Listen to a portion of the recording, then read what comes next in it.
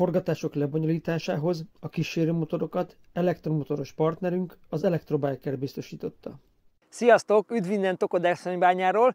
Ma egy olyan motor érkezett meg az Amice Guardsba, amely ennek a motornak a kizárólagos forgalmazója, amely már nagyon-nagyon régóta várat magára, és nagyon régóta borzolja a kedélyeket, mert hát ez a fajta elektromos motorozás, ez egy nagyon-nagyon megosztó dolog lett valamiért.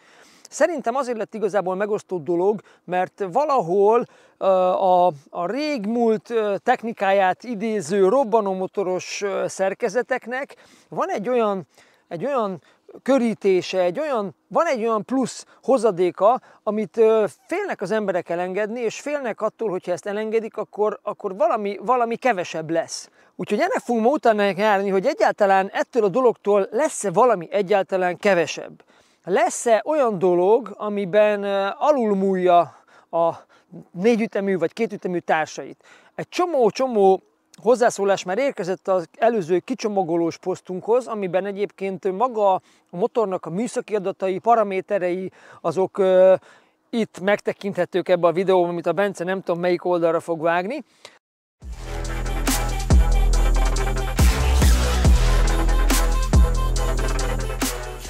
Szóval jött a kommentáradat, és akkor ennek próbálok nektek utána járni, hogy ebben a komment áradatban lévő kérdések közül melyek azok, amelyek igazak, és melyek azok, amelyek nem igazak. És akkor kezdeném avval, hogy ugye ezen a motoron nincs kuplung és nincs váltó.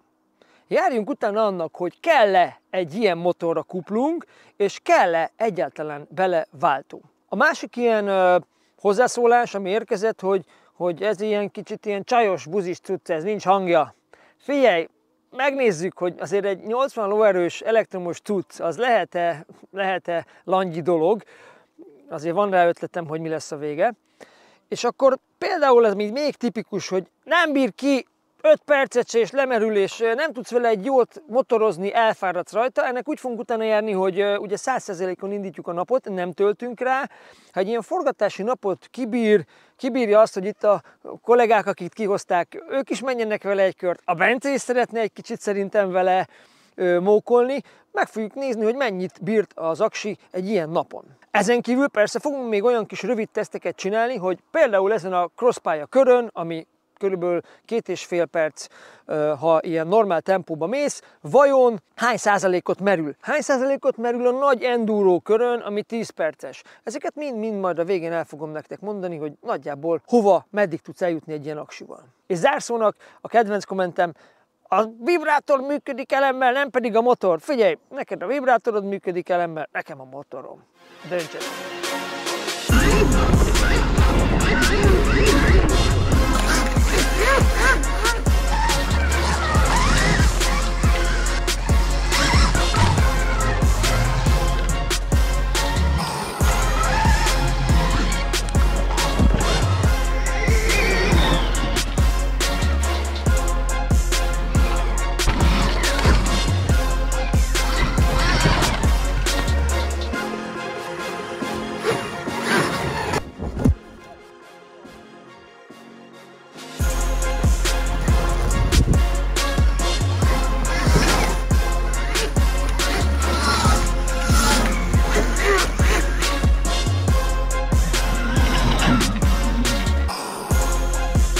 És akkor nézzük a szokásos feljárózást, amire kíváncsi vagyok, hogy egyáltalán hány lóerő az, amiben föl tudok menni egy ilyen feljáron, aztán poénból fölrakjuk maxi kakaóra, hogy hadd szóljon, nézzük meg, hogy lehet-e kezelni 80 lóerős állásban.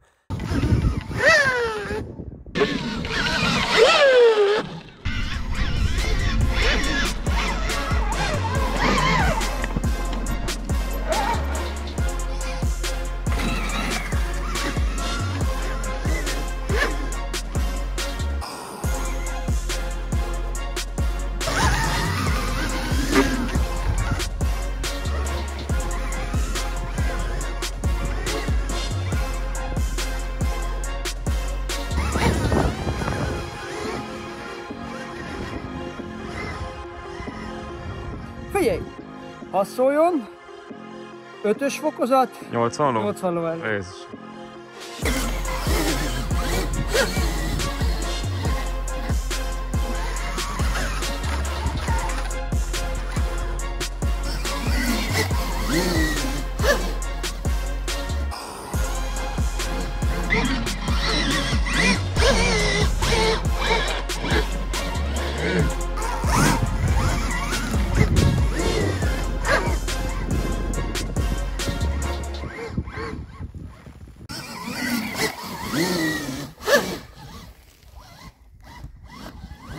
Úgy érzem, hogy ez fölöslegesen sok, és csak... Elég szarul festett egyiket. Igen, nem tudok húzni egy folyamatos gázt, el kell csipegetni, sok lesz, szenvedek vele. Egyébként így most kívül olyan volt, mint a XC300, hogy ilyen mini, sok gázzal, ilyen mert el kell mindig venni, mert... ugrasz fel 3 métert egy gázadás.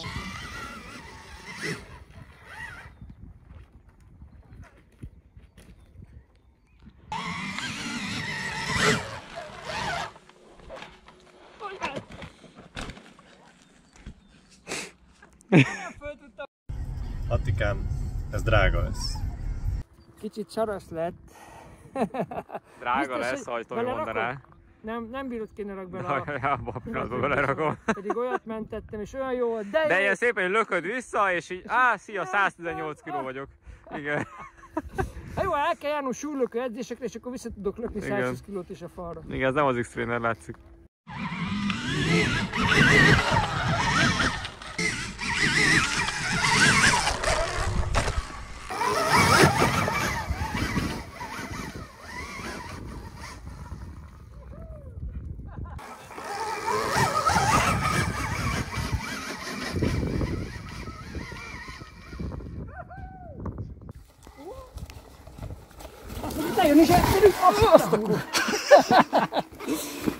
Ilyen várton felül teljesít ezeken a feljárókon.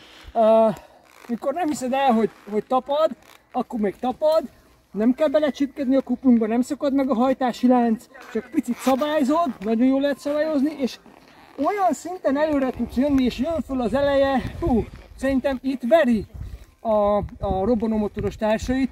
Ezekben a power feljárókban ennek nem lesz ellenfele. És akkor nézzük, amit már nagyon vártam, a szokásos patkó, amin egyébként mindenki meglepődik, mikor dé, hogy ez ilyen meredek, a videóban nem is látszik. Tényleg meredek.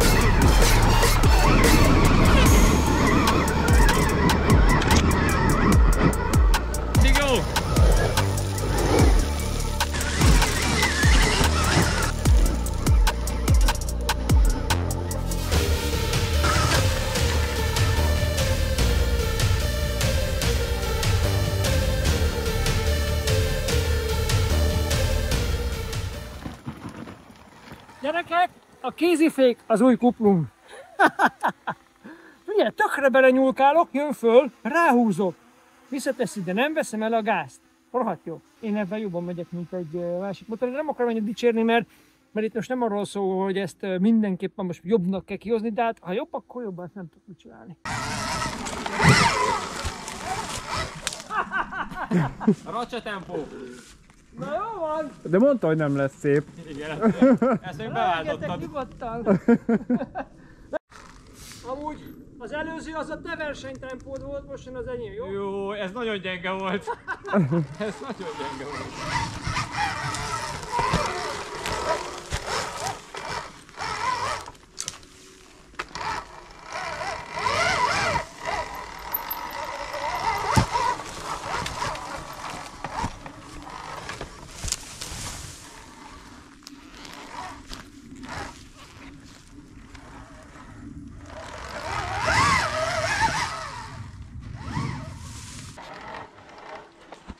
De annyira hiányzik a kuplung. Most ezéből tartom egyébként gázból. Picit járatom. Hát eszméletlen finom az 50 lóerős üzemmódba. Ilyen halsálpontos a gép. Messze neked kuplunk. Merre menjek? Ott föl? Aha, itt van egy ilyen félnyom. Szépen folyasd a kuplunkból. Itt nem tudom, mit kell megcsinálni. Veszem a hátsó kereket pedig. Kicsit rugasd meg.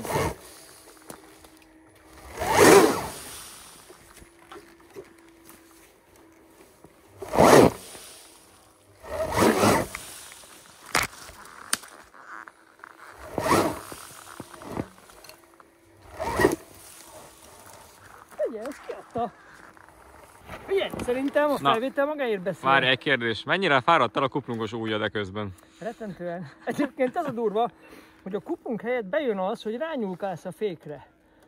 Tehát beleszabályzok hátsó fékkel, de folyamatosan tudom feszíteni, de az az előnye, hogy ez még mindig jobb, mint a kuplungolás, mert itt egy féket kezelsz. A kuplungnál csak hajtást tudsz megszüntetni.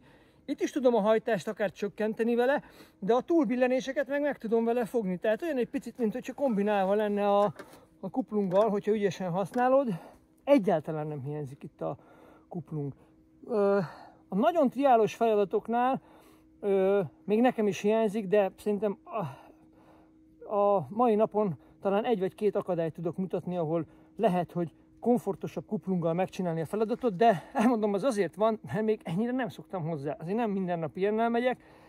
Bennem van 15-20 évnyi kuplungolás, azt azért nehéz úgymond mindenhol egyből így elengedned. Egy jó 4T hang, egy jól szétcsövelt 2T, ezek kurva jó dolgok. Itt az nagyon erősen mellette szól viszont, hogy kegyetlen hatékony vagy vele. Hát ez megy, csinálja, nem kell gondolkodni, húzni kell a gázt. Egy nagyon erős dologgal kevesebb figyelmet kell fordítsa a gépkezelésre, és ráadásul még tovább is.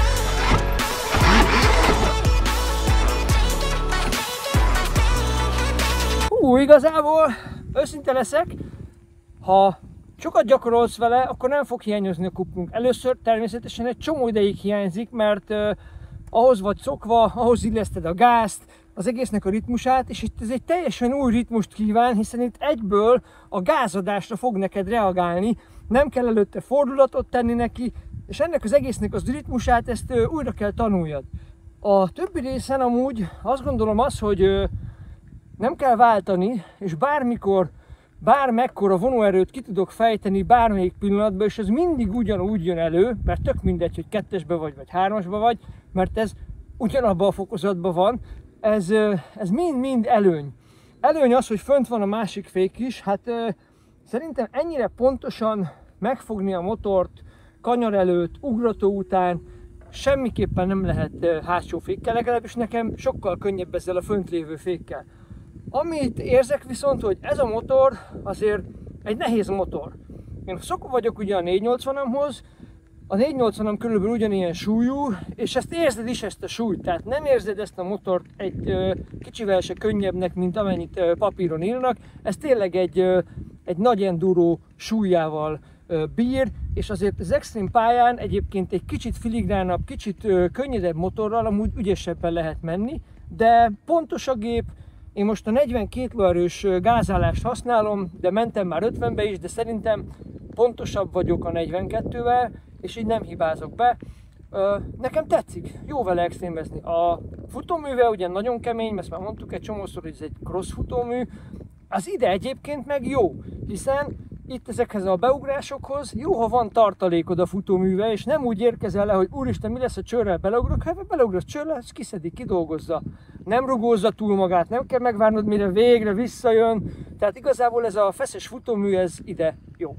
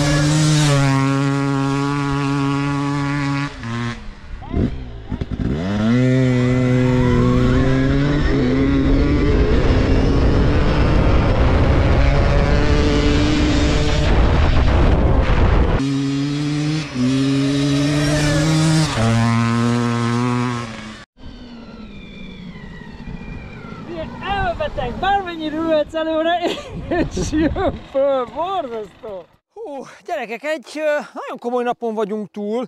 Szerintem minden olyan dolognak utána tudtam járni, ami érdekelt. A végére már csak egy kérdés maradt, amit itt föltettem a többieknek, hogy de hol rosszabb ez, mint a benzines? Mert igazából az összes feladatnál az jött elő, hogy legalább olyan jó, vagy még könnyebb is vele megcsinálni, vagy jobb. Azért össze kellett szedjük magunkat, hogy találjunk igazán olyan negatívumokat, amiket azért el kell, hogy mondjak, hiszen nincsenek csak pozitív dolgok, mindennek van jó és rossz oldala is. Így van ezzel az elektromos motorral is. Hogy akkor kezdjük a rosszabb részekkel. A motor nem könnyű. Én egy 480-as betáról ülök át rá, és érzem, hogy ez legalább olyan nehéz, mint az én 480-as betám, amire ha egy átlag felhasználó fölül, akkor azt mondja, hogy azért ez dögletes ez a motor. És valóban ennek a motornak a súlya az nem egy 105-ös crossmotor súlya, nem is nehezebb, mint egy 450-es nagy enduróé, de azért ezt a súlyt, ezt azért érzed. A súlypontja viszont jó. Nekem el van találva az összes elugrásnál, az összes leérkezésnél, a kanyargásnál, mindenhol egy nagyon kellemes, nagyon kiegyensúlyozott érzést ad. Nem érzed orrosnak a motort, és én magasnak se érzem annyira a súlypontját, de mondom, szokva vagyok a betához. A másik ilyen negatívum, amit találtunk, hogy a hátsó fék egy picit nyúlós érzést ad. Na most fórumokon megpróbáltunk utána nézni, nem találtunk ilyen leírás, hogy bárki panaszkodna a hátsó fékről, most vagy ennek van egy kis levegőssége, vagy ilyesmi, nem volt időnk légteleníteni, nem volt időnk vele szórakozni. A harmadik ilyen dolog, ami hát ez igazából nem negatívum, mert legalább a nap felében legalább jól jött, az a kemény crossos futómű. Ez a futómű, ez crosspályára van hangolva.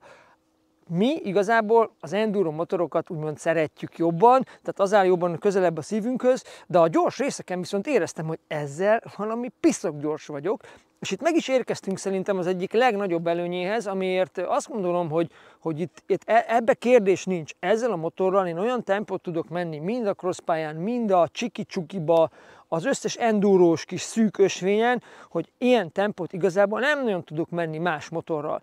Ez köszönhető annak, hogy mindig jó a fokozat, amit kiválasztok, mindig tart addig a gáz, ameddig én akarom. Nincs az, hogy éppen már kiforgott a harmadikban, már kéne a negyediket váltani, de nem váltom meg, mert úgyis ott a kanyar, vagy nincs ott, hogy eleve már negyedikbe fölpattintom, és úgy egy kerekezem át azt a hosszú hullámot, és akkor az elején ott kuplunggal kell bíztatni a motort. Ez mindig exakt módon adja neked oda azt az erőt, amit te beállítottál. És itt érkeztünk el szintén egy nagyon jó dologhoz, hogy ugye ez a 80 lóerő, ez rettenet, de programozható. Be tudsz állítani magadnak egy olyan lóerőt, amivel mondjuk fáradtan is jól mész. Itt ugye az a lényeg, hogy egy ilyen motort, ha megveszel, azt oda tudod adni a kezdő barátnődnek, hogy motorozzon bele, mert beállítasz neki egy 12 lóerőt, és oda tudod adni a haladó haverodnak, mert beállítasz neki egy 32 lóerőt, és hogyha rakod 50-re, ott nem lesz olyan MX pilóta, aki panaszkodna rá, hogy ez a motor, ez karcsú. Hard enduroban nagyon jó a motor,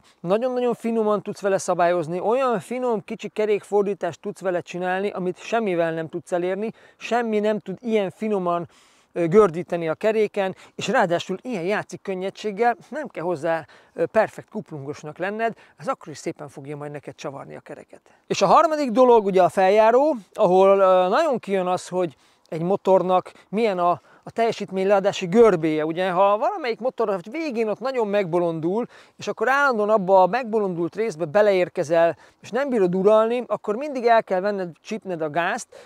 Itt ilyen nincs, mert belövöd azt a jó lóerőt, amivel te szeretsz följárózni, és olyan feljárókat tudtam ma vele megcsinálni, amit nem tudtam volna megcsinálni a normál enduroval. Itt is az van, hogy ez mindig jól kuplungol helyettem, ez mindig jó sebességi fokozatban van, és ezeknek az összessége hozza azt, hogy olyan feljárókat tudsz vele megcsinálni, amit a kuplungos motorral sokkal nehezebb meglőni. És akkor nézzük a legfontosabb dolgot, hogy mennyit bír az akkumulátora.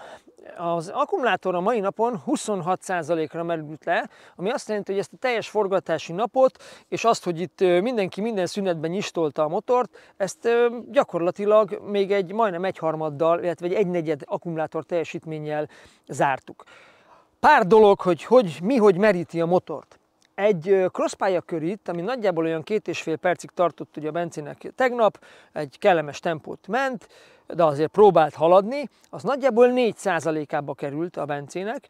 Ment egy hosszabb enduro kört, ami meg nagyjából 10 percig tartott, az pedig 9%-ba került a Bencének, ami azt jelenti, hogy nagyjából percenként olyan 1%-nyi merüléssel lehet számolni, hogyha haladós, merítős, veretős részen mész. Ha hardozol, vagy extrém endurózol, akkor szerintem ennél kevesebbet tudsz csak meríteni belőle. Nekem is itt az egész felvétel, amíg az összes akadályt többször végigvettem, többször végigugrattam, meg minden, az 10%-unkba került, ami azért szerintem majdnem negyed órát vett igénybe, hogy fölvegyük az egészet. Ami biztos, ez az akkukapacitás egy homokos, mély crosspályán, ahol tényleg veretős, mondjuk Piliscséven, na ott biztos, hogy nem tudsz vele órákig motorozni, de ott te is nagyon-nagyon el fogsz fáradni, úgyhogy ott is azért lehet vele edzeni, és ne felejtsük el, hogy 2 óra alatt fullra föltölt a motor, ha van egy 16 amperes konnektorrajzatod, ami azt jelenti, a nap során a pihenő idődben te fél-fél órára fölrakod ezt a motort tölteni, végig tudsz vele motorozni egy napot. Jó, itt jön a nagy ellenérv, hogy de egy egész napos erdélyi túrát nem bír ki. Lehet, hogy nem bírja ki, meglátjuk. El fogjuk vinni a gépet, és kipróbáljuk, hogy tényleg milyen egy igazi erdélyi hard endurós napon, vajon végig lehet-e tolni egy napot egy 100%-ra föltöltött akkumulátorral. Remélem tetszett a videó. Ha van kérdésetek, hogy mi érdekel még a motorral kapcsolatban, írjátok le.